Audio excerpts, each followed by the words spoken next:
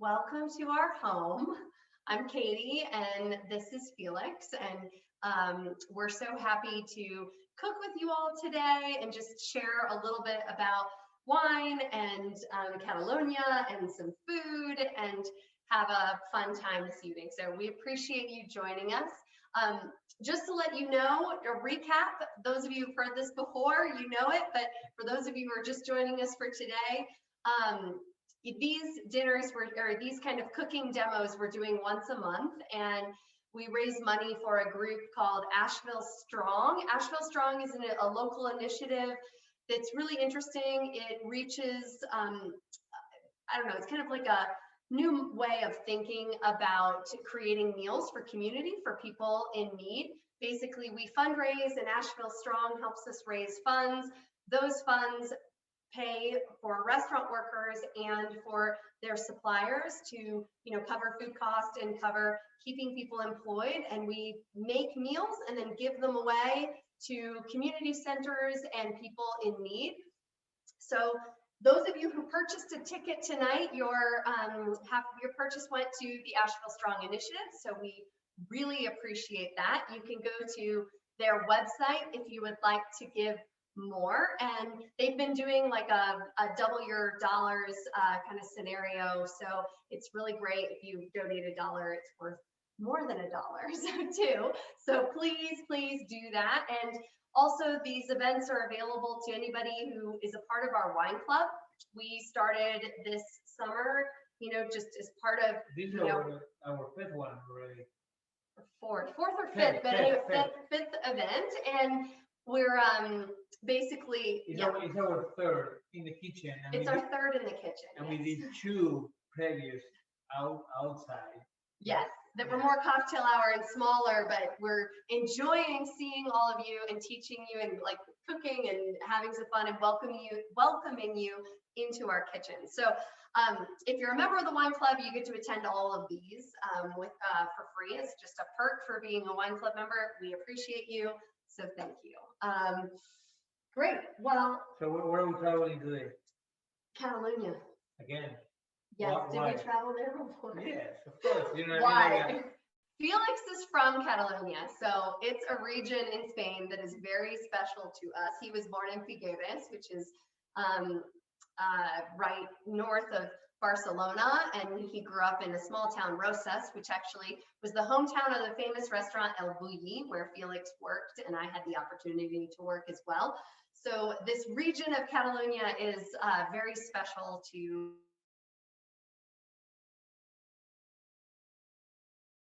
some oil and garlic, and I'm going to put a teeny bit of lemon juice, but not enough that you can really taste it, just a little bit. So let's see, we're going to put the head of garlic. Here we go.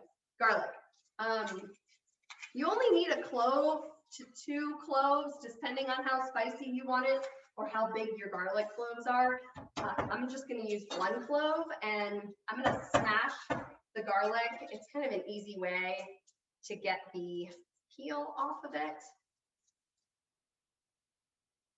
Garlic is smashed. I'm going to I'm cutting off that little like dried end, that the garlic cloves have. It's like a little rough where they attach to the bulb, to the bottom of the bulb. I just cut that little bit off. So I have the rest of the garlic, and I'm going to smash it even further just so that it's broken up in some pieces. We're going to throw that in the food processor. You could also use, in a bowl, maybe like a stick blender or something that might work. I'm also going to throw 1 egg.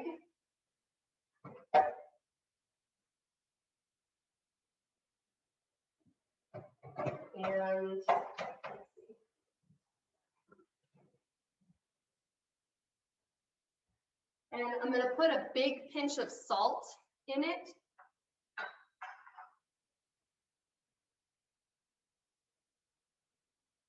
A little bit more. Okay. We're going to have to improve the camera.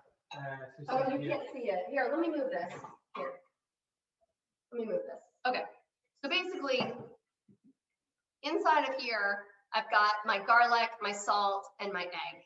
And then the next thing I know, we have to improve the lighting back here. It's a little, we're not professional. We need light. You're literally like in our home with a computer. We need a camera above us too. We need a screen over there, you know, so we can see where we're It's going. much more authentic and real. So just casual.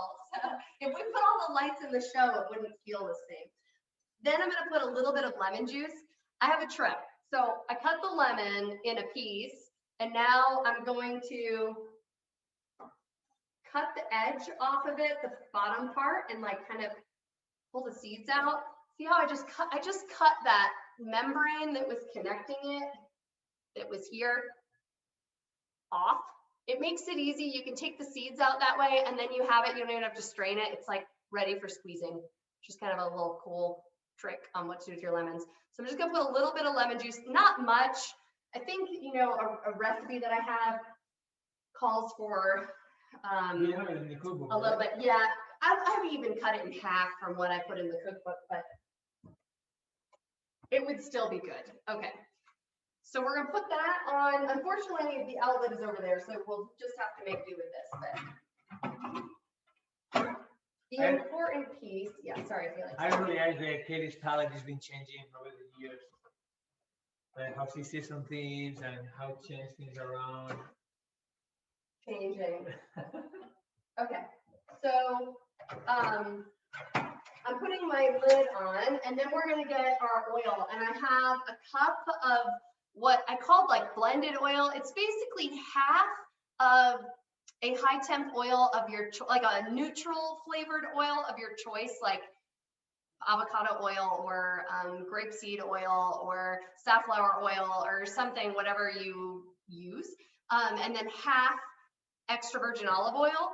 And I used this Arbequina olive oil. Arbequina is an olive that produces an olive oil that's a little bit lighter. It's, I don't know, more fruity, like, and it doesn't have the sharpness, the bite, the like spiciness to it.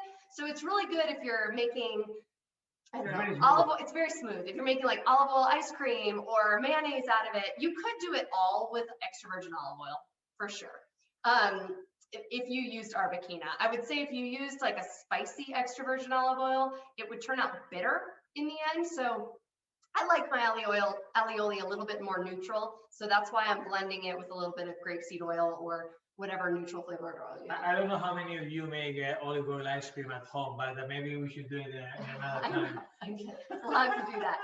So what I'm going to do is I'm going to turn my food processor on and just very, very slowly add this oil until it emulsifies and thickens. And then I hope the kids are asleep now. Right. Yes, we're going to find out. And actually, this thing has this cool little insert that has a little hole, and I don't know if you know that that's what it's for. You just like fill this with the oil, and then the oil drips out of that little hole like very slowly. So just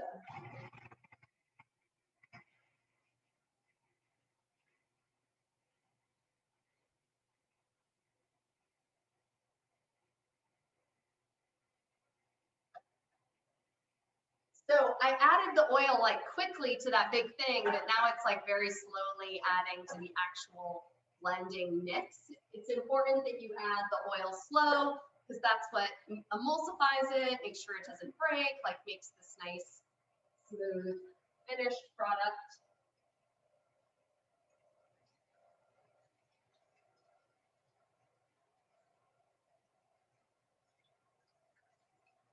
And you'll notice like as the oil gets added, it thickens, which is kind of cool.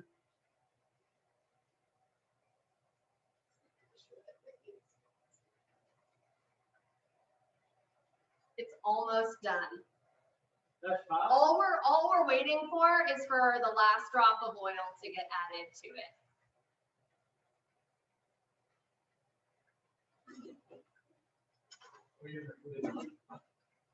I'm not sure yet. It'll grab a bowl.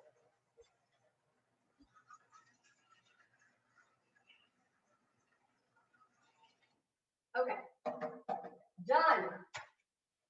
It looks great.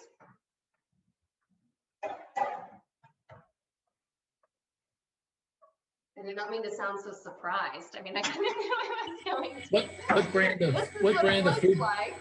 what brand of food processor is that? What was that? What kind of food processor is that, or what brand? It's a Cuisinart. It has these different layers, you know, in it. And so you can get, so I use the smaller bowl size that kind of nests inside of the bigger one, which worked pretty well. Okay, yes, I'm gonna move it into that. It turned out perfect. Let's see. If you have ever broken, has anybody here ever broken mayonnaise before when they were making it, like had it turned into just like liquid, basically? You'll know if you break mayonnaise because it'll just be totally liquid. And at the end, even like you'll have gone slowly with your oil, and then something will upset the balance of oil, like too much oil to your egg and liquid, and all of a sudden it'll turn into just liquid. So what you do in that case is you take all the liquid out and put it in your measuring cup, like all your broken mayonnaise, you put in your measuring cup, you drop a new egg in your food processor, you get it blending, and then you slowly add your broken mayonnaise, you know, through that spout back into the egg, and just pretend the broken mayonnaise is now your oil, and it'll come back together. So just a little trick on how to fix the broken mayonnaise. Does it pass the test of the person born in Catalonia?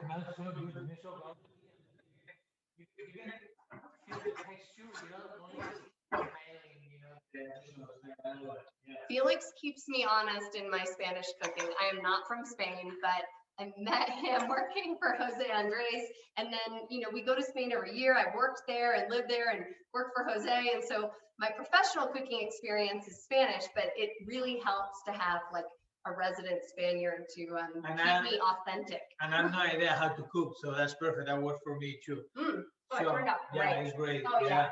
Yeah, so it can get more Catalan than this right here. You know what I mean? The alioli is one of the sauces that we are more proud and that we are known for it. So this is gonna be very good with the sausages, with the beans, and also if you're making tomato bread at home, you know what I mean, you can spread it in top of your tomato bread. That's delicious.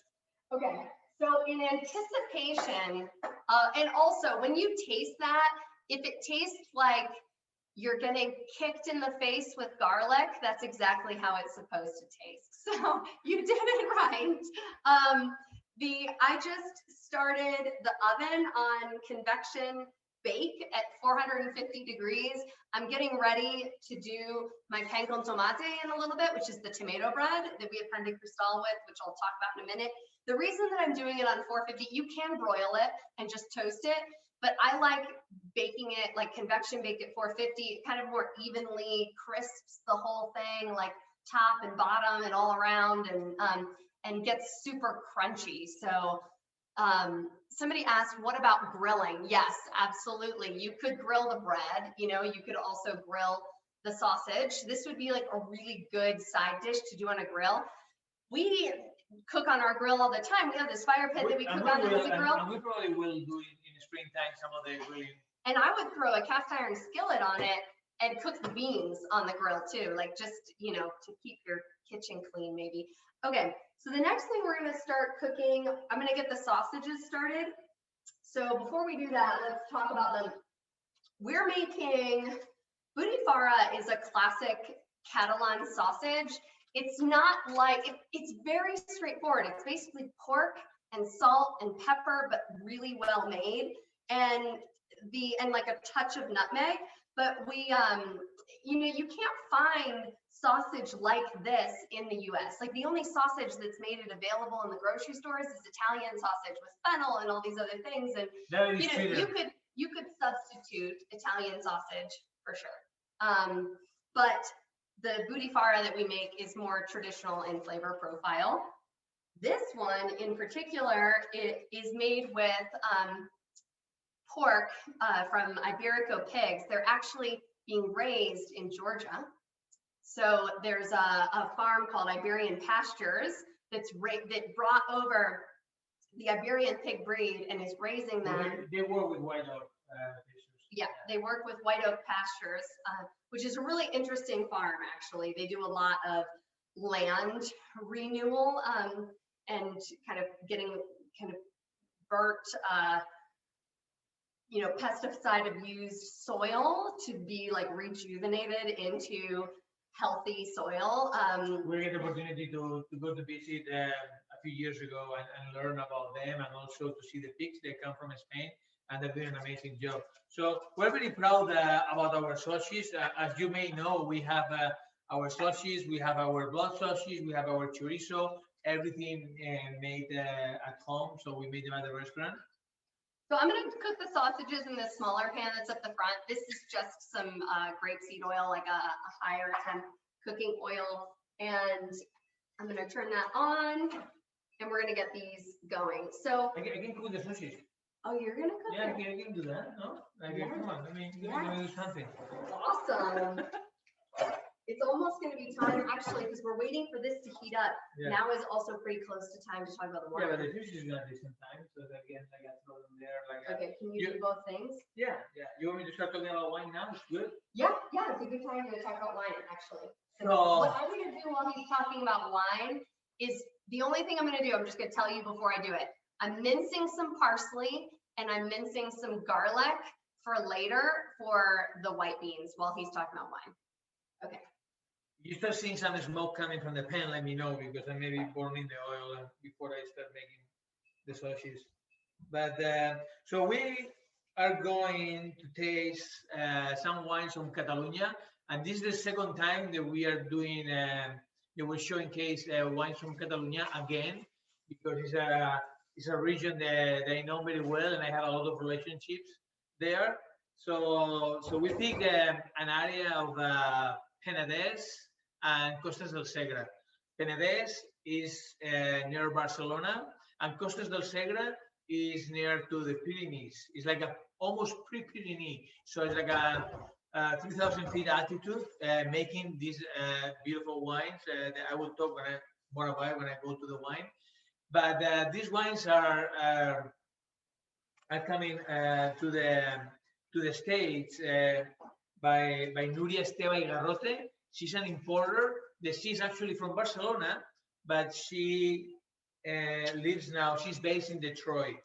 And she is working with these small producers and people that they have like they're not doing like a natural wines, but this can be an introduction of next month, because we're going to be talking about natural wines 100% next month. But these wines are pretty much organic and biodynamic, but they have some sulfates on it, and they're not like 100% natural. And we will talk about that more in detail next month. So the one wines. One quick thing before I interrupt your train of thought. When I mince garlic, like I just take the clove and I smash it down, and then it's like, because then I can just run it back, my knife back the other way, and it's practically where I want it to be. A little faster way to mince garlic. Okay. So every time it's my time to talk about wine, it's something cooking. So you may be between my accent and the noise from the oil and everything, you're not hear me very well. But so one of the wines that we're not going to be tasting are the Ona. That's a Charello. That's a white. Is one of the grapes made in the cava sparkling wine blends. So there are three mainly grapes: is Charello, Macabeo, and Perellada. So Charello is the grape that brings the brightness, that brings the acidity. Is gonna cut the richness from the Macabeo and the Perellada. So it's very rare to see these wines, like 100%. So I'm very happy for you to have the opportunity to taste them, and I would love to hear more about it when you guys taste them. And then the other one that we're not going to be tasting today, but this is the package you receive it for this month, is the Talarn. So this is 100% Shiraz made in the Pyrenees. So a very high altitude, and this has been again very rare to find. So we use Shiraz pretty much in blends, but we don't do Katie. The guys are gonna. Oh my gosh. Yeah. Yeah. Sorry, we're the cat underneath of the laptop, and I'm worried. Say hello. This is our cat. one of them. That's Tokyo. We have Tokyo and Nairobi. So this wine is made by a winemaker, Raúl Bobet, that he recovered these stone, how you call them? Can I show them one quick trick? Yes. Sorry. So another like quick trick for fast getting some parsley leaves off instead of picking them individually. If you have a sharp knife, you know, it's just to like, see how I'm like hitting the bunch with my knife and the leaves just kind of fall off. So just to, you know, instead of picking them all up, a little faster. Okay. So yeah, I found the word. So pools, stone pools. So he's fermenting the wine in these stone pools. In a 12th century old monastery that he found out. He was about to do these wines in an area more close to Alsace, like North France, Germany, because he was looking for a high altitude, and he find this old monastery where he recovered all these stone pools and making these amazing wines. And again, you know, it's something that is very unusual. I mean, you got the opportunity to taste them. I'm sure you are enjoying them already. But this is a wine that you want to keep in your cellar. It's a wine that can age, you know, for years. And it's already at 2013, so it's already showing some age. But it's a wine that I'm very proud of it. That's probably the top of the line of the three. And then we're going with the Pastures, the one they picked for the pairing today. The Pastures is a blend, and this is from Penedès, like the first wine, like the Charello, the white, and this one, the Pastures are both from Penedès, and this is the one from Costa del Segre from Pyrenees. So here we have a blend of Merlot, Carignan, and Cabernet Sauvignon.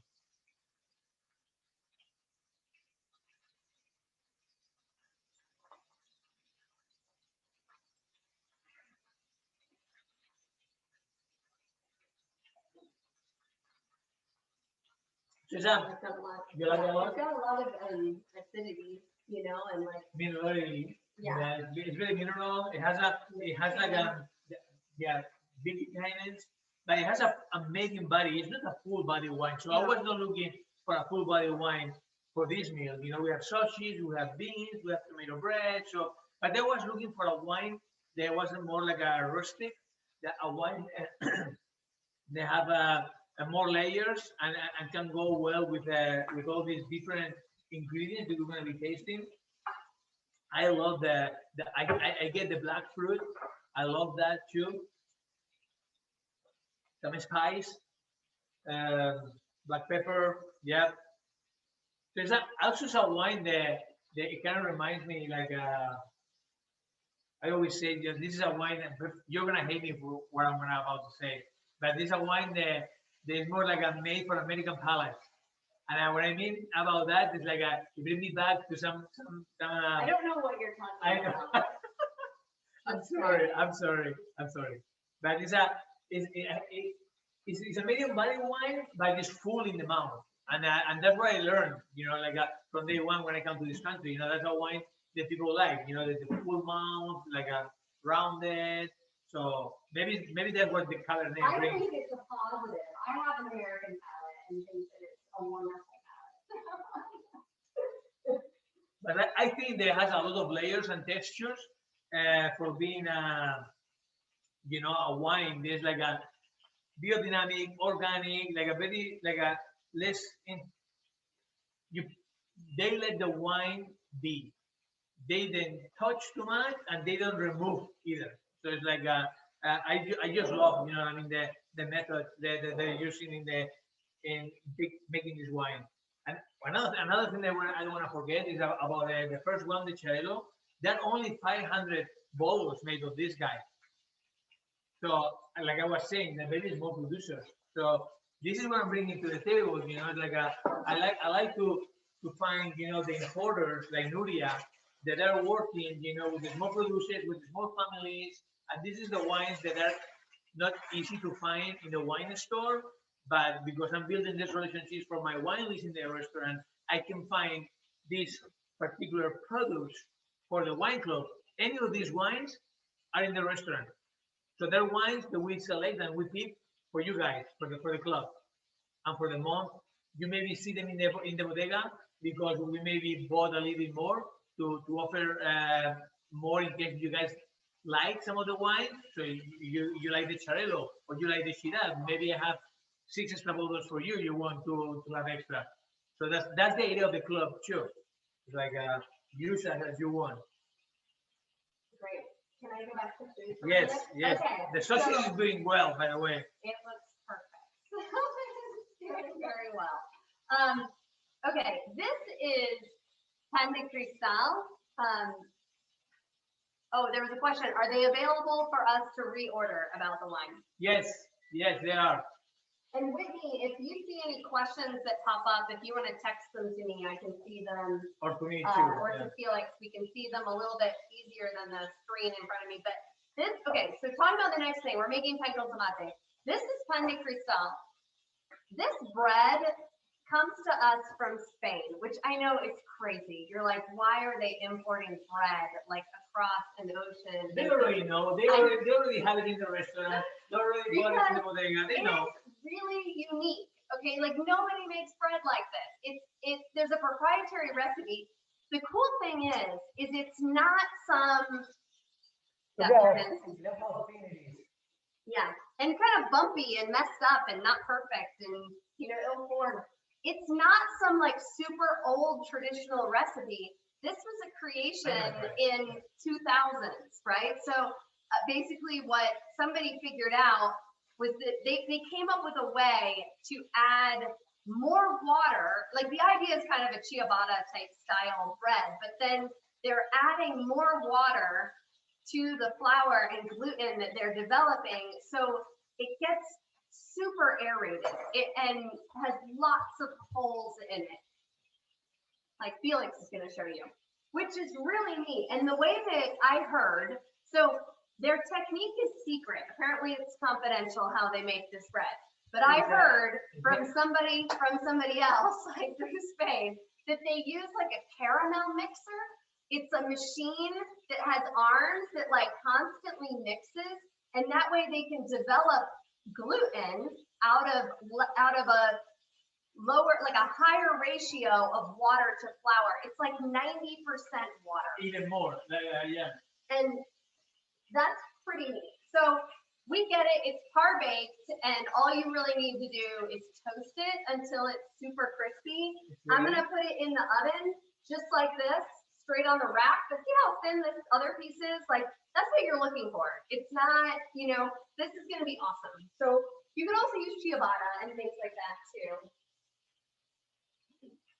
Okay. We use it a lot. Every time that we have guests and we have to entertain people, this is the best thing. Tomato bread, some ham, some cheese, anchovies, some olives, macaroni almonds. It's like a very easy to put together, and people love. It's like another way to call it. How they call it the Italians? La bruschetta or Bruschetta. Bruschetta. Yeah. What are we looking for on the bread? Is it you're looking to brown it or like almost toast it? So you want it like super brown and crispy, like basically as brown and crispy as you can get it without burning it, right? Even if the edges like start to burn, it's good. So the other ingredients that you'll need, of course, you could buy, we make this tomate fresco to make pan con tomate. We sell this at the bodega. It's macerated with a little bit of rosemary and garlic and has salt and oil and everything in there. When I use this, I still like to finish with a little extra olive oil and salt on it. Always. But I'm going to show you the traditional way of making pan con tomate. No, I'm making it. Oh, Felix is going to show you the traditional way of making pan con tomate. But these are the tomatoes I like to get from here. In Spain, they actually have a variety of tomato that they grow only. All year round. And they grow it only for pan con tomate. Like when you go to the grocery store, you're like, do I want salad tomatoes or do I want panko tomate tomatoes? And then you pick out the panko tomate tomatoes and their skins are really thin and they're like all pulp inside. Well, this is the difference. So this is the other tomatoes that we have in the house right now. So you not use these ones for tomato bread. You can, but these are better. So they're on the vine and then they're really, and these ones are like, we let them sit in our kitchen for a while. So they're on the edge of going bad and they're squishy and that's perfect. Exactly how you want them. So it's a good way to use bad tomatoes. Oh, somebody asked the oven temperature. I have this oven set at 450 on convection bake, okay, for the bread. And I'm going to cook it for about 10 minutes and then flip it around. So I think since you're going to be tackling that, Felix, yeah, I'm going to transition. Oh, the other ingredients that I have for the panko tomate besides the bread and the tomatoes, we have some flaky salt. We sell this at the Bodega too, but it's Sal de Añana. Añana, and I love it. It's really from good. the Basque Country. From the Basque Country. And then we have olive oil, and for panko tomate tomato bread, I'm going to use piqual olive oil, like basically a stronger, with a little bit of spiciness, more forward olive oil. And piqual is the olive that is in this one, which versus the Arbequina. So it's going to fit much better it's going to be just a better complement for the tomato bread. I don't know about you guys, but in this kitchen, you know, we like olive oil. So we have 1, we have 2, we have 3, and we even have a 4th one. You know what I mean? Like sometimes I have to ask Kilo which one I'm using tonight. I think we can just turn that off, and then they're going to be good by the time everything else is ready. I know. I knew she would don't let me finish making the sausage. That's true. Yeah. Sorry, I had to have control. Okay. You're in my area. Yeah. Now this almost done, right? Okay. Right. Exactly. Oh yeah. So you're tracking that. All right. And you can put it on broil if you want to toast it or speed it up or something. Yeah. Okay. For speeding it up for purposes of this call, he's going to throw it on broil. But if you cook it at 450 convection bake for like 10, 12 minutes, it will turn out better. Like if you let it just kind of slowly toast evenly over the whole piece of bread. The next thing I'm going to show you is a technique for cooking beans. Mongetes is the word in Catalan for this type of bean preparation.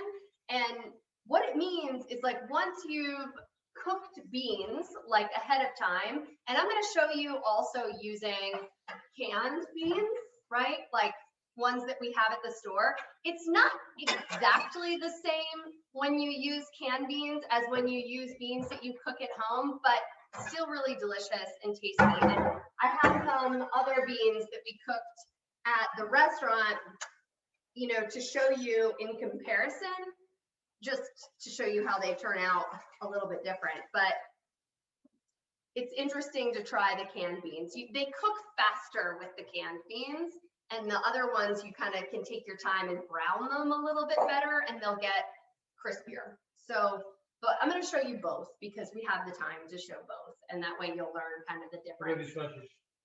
They look perfect. Yeah. The sausages Felix cooked turned out perfect. Just cook them over medium heat in a cast iron skillet. That's it. All right, so that's going to go next to our aioli up here, and then I'll start working on the beans. Don't burn the bread. Ooh, perfect. That looks great. Good job. Yeah. Okay. So perfect. This is exactly what you're looking for. Right here. You see that dark part right there? That's perfect. That's perfect, yeah. Yeah. Do you want to show the panko tomate and then I'll do the beans? Since it's ready, you can do that. We've got time. I just want to give you space. So I just want them to hear the sound of when this is done. You know what I mean? Like I'm going to give you the things that you need. Move stuff out of your way. So you're going to cut one of these beautiful tomatoes that Katie was saying, you know, in half. And spread them. So the cut side down, and he's squeezing the skin so that the juices on the tomato, and then you have to show them when you're done. It's just making a very thin layer of smushed tomato on top. And you're gonna just like discard the skins or throw them in your fridge or freezer and use them for something else, like to cook in a sauce or soup or whatever. So people that maybe have been in Catalonia have been seeing this technique before. So they also put garlic before the tomato. So they do the same thing with the garlic first, a little bit, and then they do the tomato and the olive oil and the salt.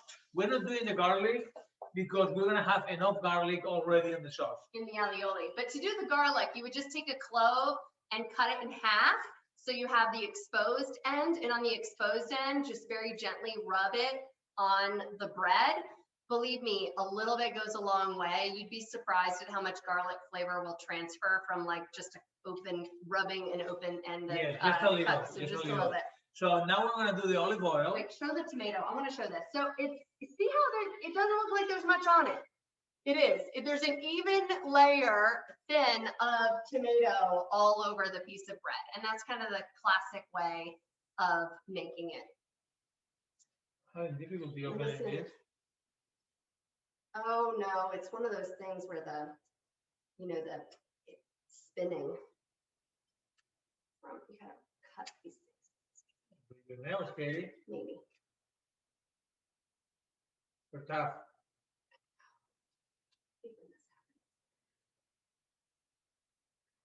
Well, maybe like a wine key would do better. Are you using a wine key to open a? Well, you were going to use my knife. No. I'd rather use your wine key than my knife.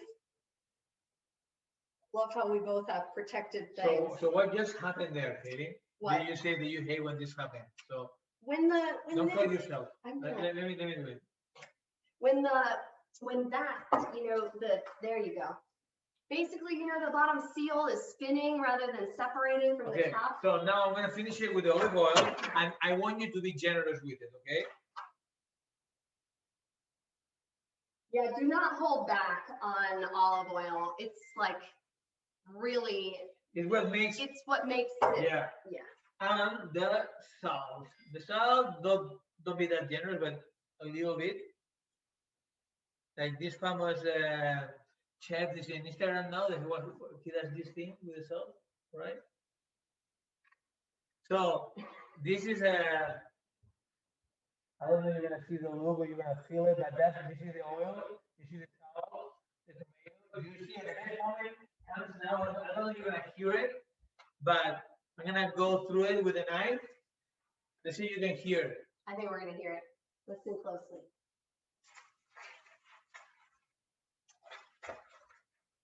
I don't know if you can hear that, but it's basically the wonderful sound of super crunchy bread. The reason that we call it pan de cristal is because it's like glass. Thank you. Pan de cristal means glass bread, like cristal is glass, and it's because once it's toasted, it's so crunchy that it like cracks, it sounds like breaking glass when you cut it. So if it breaks, if you've toasted it properly, when you cut it, it might break into pieces, and then you just eat the pieces. Like, it's delicious that way, though. Okay, are we ready for the beans? Correct. No vinegar. That's right. Yeah. You know what's funny is like in Spain, they don't put a lot of vinegar in a lot of things. Like I've noticed that salads and stuff like that, it's very light on the vinegar. And no vinegar in there. And if we use vinegar, we use sherry vinegar. That's true. Okay. That's perfect. All right. Now I'm going to go back to talking about beans. And I'm going to show you first the ones from the can because the jar, these are amazing. They're, what does pochas mean? Pochas frescas? Like, okay, pochas. It's a kind of bean. That's what these are. They're just nice and super creamy. I feel like in Spain they do things like this just really, no, they make it, the beans are, like, they're canned products. They're just, they have a history of canning products like, vegetables and asparagus and, so the quality is I mean, they really take pride in them. And if you have been in one of my, if you have been in one of my trips to Spain, and some of them, you know, we take you to these facilities so you can see in first person, you know, how much we. So it's a reason why we are so proud of our preservation and our canned food, because the how clean everything is, the how, you know, how you say, okay, when you went to the tuna place, you know, like the facilities, how like well done are, you know, it's like a. I know, yeah, they're amazing. I think it's kind of like a solid, something gentle to take these out with without breaking them. Let me try this. Sorry, you're asking me questions and I'm focused on a problem. So I also like to serve these beans. I'll just like warm them up and then serve them with olive oil and lemon zest on them. I'm going to take these over to my sink since they were the canned ones and just rinse them off for a second to get that gelatin off of them. And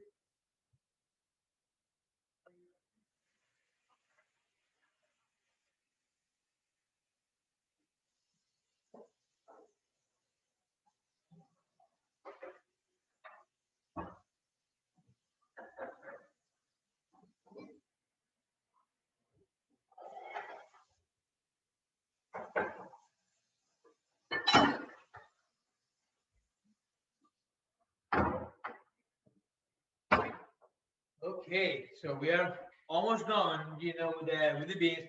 Today we are like we're making like 4 different dishes. So it's like we're learning about these two. Like Katie, we have like 13 minutes left. We only need one more dish. She's working on the beans. Sausage, alioli, tomato bread. We talk about the wine. So great, sorry, that was just a little bit, the way that they were canned in there, they were so packed and I didn't want to break them apart because that's kind of important for this. So I'm going to take a little bit of high temp oil and throw it in the pan. And I'm just going to do a little bit of beans to show you how they work. And then really the truth is that if you have the time and cook beans ahead of time, they will be better with this technique, which I will show you as well, because I think it's important to see that. But we'll go ahead and get these cooking. So heat my oil high. I've got minced parsley and garlic and salt, and that's all of the ingredients. You can also use olive oil here. The important thing is that you want to get your oil in your pan really hot before you add the beans. That's kind of an important piece of this. And what we're going to do is on the beans, we're going to get them nice and brown and like caramelized and crispy on the outside, and they'll pop. And it's really this interesting combination because they're creamy on the inside and then brown and crispy on the outside. What's the question about how much pasta did you answer that? I'm just gonna eyeball it, like a little bit. So this is a, you know, there is a recipe in the cookbook, but like I'm just a pinch or two, depending on how many beans you're cooking. Garlic, I would say you could go a little heavier on. Okay, the pan is hot, so I'm gonna add my beans.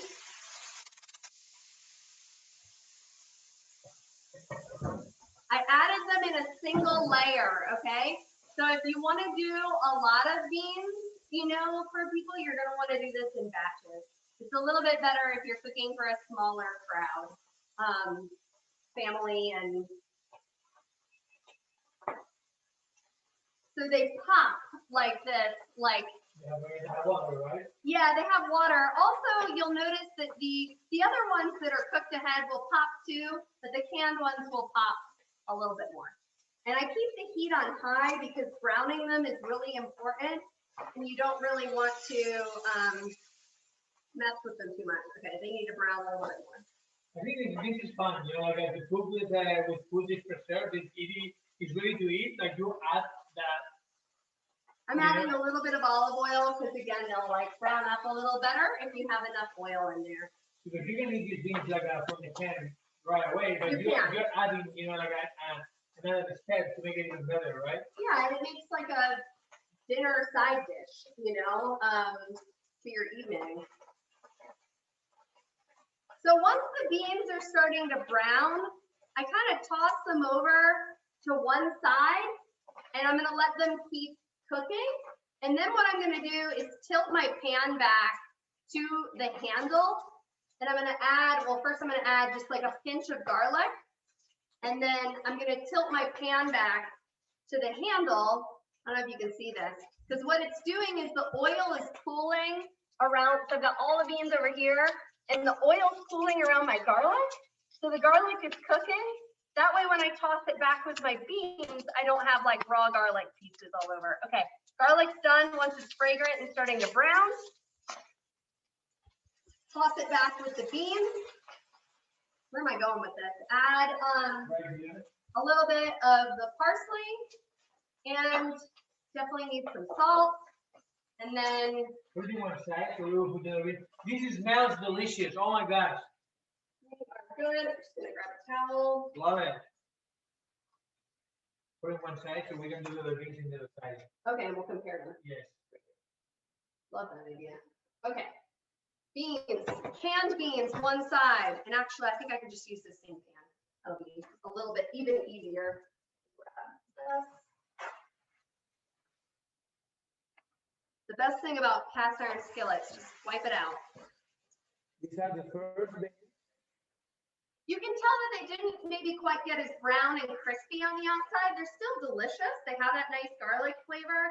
But the best thing of what I'm going to show you is the difference when you use other beans like these that I cooked myself, is we're going to be able to get them browner, like a fair amount browner, which of course, browning things is where all the flavor is. And that's the ones that we do in the restaurant. But it's just simple beans that are cooked with, you know, water and onion, and you know, there's nothing super special about them. Okay.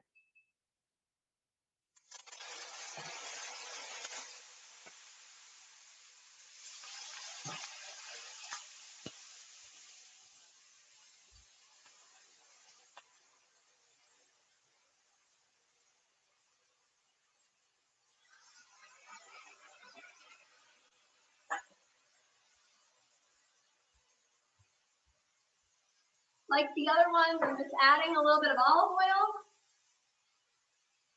Crank up the heat. This is the part that always like drives you nuts. You kind of need like a side activity, because you know, you really don't want to stir them that much because you want them to brown. So it's like you're kind of trying to balance stirring them enough so that they burn and not too much that you like interrupt their ability to get all nice and brown and crispy. But that's what they're different than other beans, right? Like they get so dry. Yeah, these are, I can see already. I mean, the difference is pretty noticeable. They're still going to be tasty, but it's true when you taste it. I mean, I think that is the truth, right, about everything. When you cook the beans yourself versus using canned, they're always like a little bit better. Add just a little bit more olive oil. I'm adding olive oil so that I can hear it simmer, because when the pan goes dry, you know, that's when they could burn a little bit. Which wine is mine? This one, yeah. This is a good side activity while you're not trying to touch your beans too frequently. Enjoy your wine. So. Are you enjoying the wine? The ones that they have it, or they bought it? Because I saw some people buying the wine also for this demo. Oh yeah, look at that. Okay. That is bringing me back to Catalonia right there. That color. Turning the heat down. Your nose is also helps you know when to turn the heat down. Okay, that looks great. Now we're gonna do the same thing as we did before. It's funny, you know, the beans here have soaked up more of the olive oil, so I have to add a little bit more to be able to add the garlic. I mean, I guess that makes adding salt here. I guess that makes sense because, you know, I don't know, they were a little bit drier. They're not the canned ones. I'm gonna put a nice pinch of garlic. This is about, I'd say I'm adding a half a teaspoon of garlic. Let that cook, fragrant. Okay. Mix it together. Turn it off. Pinch of parsley. Garlic in my eyes. Okay, they're done.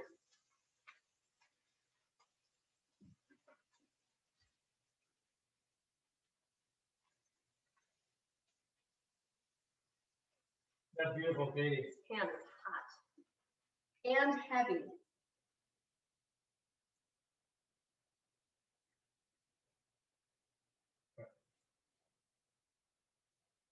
Okay, great. So you can actually tell the difference, you know, Here, let me see. You can tell them if you're here. So let's see. These ones are the ones that are cooked from the beans that we cooked from our house. They ended up like browner and get the little like crispy on the outside. These are the canned beans. They're just softer. They're a little bit mushier. They're like, you know, they're still gonna be delicious, but so what's the difference? So this is the milk. Holy moly, it's 8:57 and we just finished all the dishes. Yes, okay. So our kitchen looks like a disaster, but this is the butifarra, the Catalan sausage with mongetes, the sauteed white beans with a little bit of garlic and parsley. Here we have the alioli. Alioli dolloped all over these mongetes with the sausage. Like that trio together is amazing. And then the pan con tomate too to kind of like scoop it all up. This meal is one of my favorite Spanish meals, and you know it's relatively easy to put together. So well, I feel that today we run a little bit more than others. I don't know about that. That's what I feel. I feel a little bit. This week has been going that way for us, so Yeah. maybe that's why. But are there any other questions? Maybe there's some coming to us.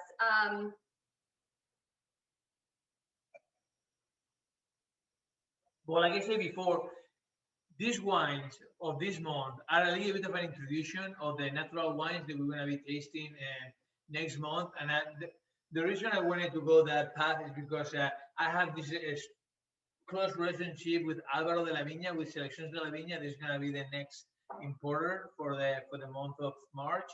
And I know it was a little bit risky to introduce so early in the wine club to natural wines.